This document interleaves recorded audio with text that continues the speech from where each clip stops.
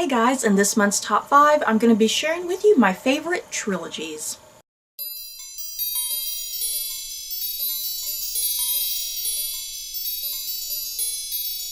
I was looking through all of my top 5s that I've done, and I was like, what can I sit and do? What haven't I not done yet? And it kind of hit me. I was like, I've not even done like my favorite trilogies or anything. And I've read quite a number of trilogies. So yeah, my top 5 favorite trilogies, you guys. And just a quick disclaimer. This list, I feel like this list is a bit all over the place. And I have some trilogies higher than others. And yes, you guys may be thinking, what the hell? You have this trilogy over that trilogy? This list is kind of pointless in a way because I went back and forth. I was like, should this trilogy be number 1? Should this trilogy be number 1? So yeah, the top 5, it don't make no sort of sense. Just kind of go with it. The listing and the order of my top 5, it don't really matter. That's what I'm trying to say, I suppose, because I was kind of conflicted myself about which trilogies I like over others, you know. But yeah, I had to leave some off of this list that I felt really bad about because I left off the Hunger Games. That kind of pained me to leave off the Hunger Games because I love the Hunger Games trilogy. I also left off the Looking Glass Wars, which I also love and adore. For starters, I originally had A Court of Thorns and Roses on this list. It was actually number 2 on my list at some point, but I ended up taking it off because I'm just very confused about what Sarah J. Maas is doing, because I thought that A Court of Thorns and Roses was just a trilogy, but it seems like there's other books coming out in the series, because even on Goodreads, there's like 3 more books listed, I think. So, I don't know. I originally had it on here, but I was like, I'm going to take it off right now because I feel like it's not a trilogy any longer. But yeah, I'm sitting here rambling. Let's get going with what my top 5 favorite trilogies are. Y'all knew that the Lord of the Rings trilogy was definitely going to make an appearance on this list, so at number 5 I have The Lord of the Rings by J.R.R. Tolkien. Who can hate this trilogy? I mean, seriously, this is kind of the... This is the originator of fantasy fiction. This book is the reason why we have books like Game of Thrones and whatnot, and The Inheritance cycle by Christopher Paolini. You know, this book is the reason why we have so many fantasy books. And yeah, this is just a fantastic trilogy from start to finish.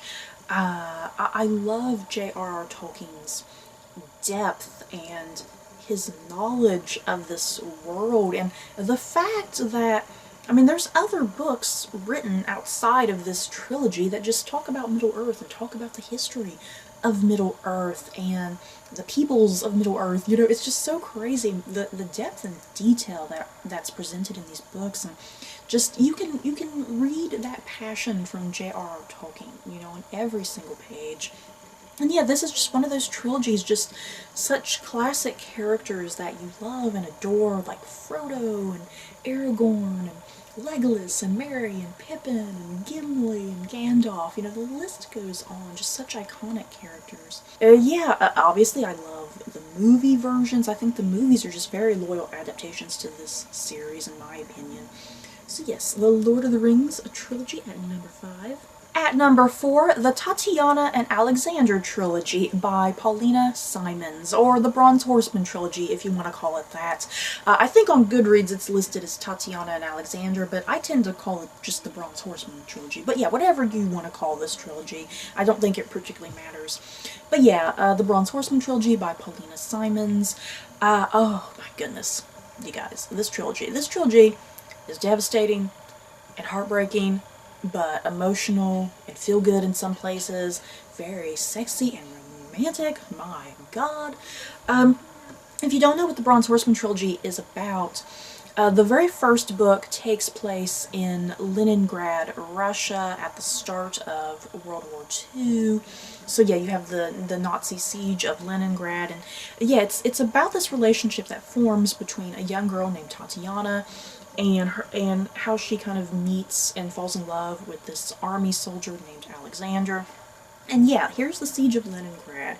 There's rationing and severe starvation and yeah, bombings, and it's just all hell, yeah guys. But here these two people are trying to make things work as best they can, and yeah, the secrets that they're hiding from those that they love. So yeah, that's what you get in the first book, and then yeah, the second book kind of jumps forward a few years, and then yeah, the third book just continues their lives through the decades. Now, a quick disclaimer about this trilogy, I suppose. I would probably have this trilogy at number 1 if it wasn't for the third and final book, because I love the first two books. The first two books are just so incredibly well written and captivating and engaging and heartbreaking and emotional. But then the third book, I kind of fell out of love with the series in some ways because I kind of hated the direction Paulina Simons went with Tatiana and Alexander. But the thing is, she was taking a much more realistic approach to their relationship, I suppose, in that third book. So yeah, the third book is not particularly my favorite. It actually upset me in places.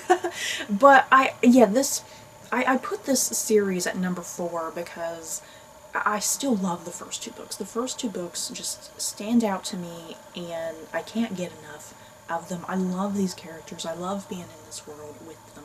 At number 3, I have the Wideacre trilogy by Philippa Gregory. And, oh goodness, yeah guys, I love this trilogy. And you guys know how much I love Philippa Gregory. She's one of my favorite authors. And yeah, this trilogy, God, it's kind of hard to describe this trilogy in some ways because there's so much that happens, and it spans many decades. It's essentially a family saga, a family drama that begins in this first book at this place called Wideacre. It's like the family estate. And yeah, it begins in the when does this take place? This trilogy takes place in the late 18th century, if I'm not mistaken. And yeah, like I said, it follows this family through the course of many decades throughout these 3 books. And yeah, just the family drama, the family angst. There's a lot of perversion and weird things kind of going on with the family. And yeah, it's all about trying to reclaim their home of Wideacre and keep their wealth and privilege and whatnot. And yeah, just how the different generations kind of handle their situations and whatnot. And yeah, the events that happen in the first book, they really continue through the rest of the series. It's the setup for how the family kind of continues to live their lives and whatnot. And yeah, sometimes it's not so good. And yeah, because of the mistakes of the people who kind of start the family in this first book and whatnot. So yeah, like I said, it's kind of difficult to describe this book. I feel like I'm not describing the trilogy very well. It's just very complex. Like I said, a family drama, a family saga, very dark and intense, and yet some weird things that happen within this family, if you get my drift. So yeah, if you like Philippa Gregory and you've not tried this trilogy, I highly recommend it, because this is where Philippa Gregory kind of first got started. Because yeah, this series was started back in the 80s. So yeah, if you're kind of curious about her, you know, how she started off and whatnot, pick up this trilogy. At number 2, His Dark Materials by Philip Pullman. Whoo, you guys, His Dark Materials, talk about intense and dark and very captivating for children's literature. Seriously. Sometimes people talk about this book and, you know, people hear the words children's literature and they think, oh, it can't be that good. You're wrong. This trilogy is so good. It treats children, you know, like they're intelligent and like they're people and that they have thoughts and feelings. And yes, it's actually kind of the adults who are the stupid ones in this whole trilogy. So it gives a lot of the power to the children, but in very realistic ways, I think. It gives them a voice. If you don't know what His Dark Materials is about, this is another really complex trilogy to talk about. It follows a young girl named Lyra, and it takes place in an alternate version of our world, if that makes sense. Our world does make an appearance. That's kind of what this whole trilogy is about. It's about multiple universes and multiple worlds and how things kind of tie together, and yeah, all wrapped around this concept of this thing called dust. Dust is this really mysterious entity. There's a lot of religious aspects focused around it. There's a lot of things about puberty around it. So yeah, it's very complex and deep. This trilogy is often notorious for being very anti-religious in some ways. Anti-religious concepts and constructs. Another idea that I like about this trilogy is this whole concept of demons, which are like animal companions that you're born with. They kind of represent your personality and your identity, and yeah, as a child they kind of fluctuate. They kind of shapeshift into different animals, but then yeah, once you become an adult, it becomes the animal it's going to remain, and that kind of identifies you as a human in your social class in some ways.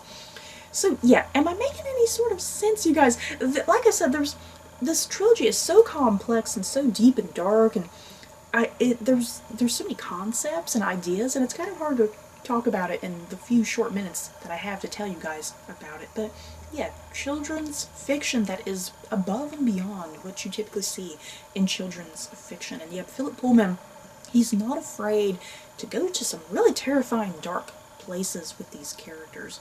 And at number 1, the Infernal Devices trilogy by Cassandra Clare.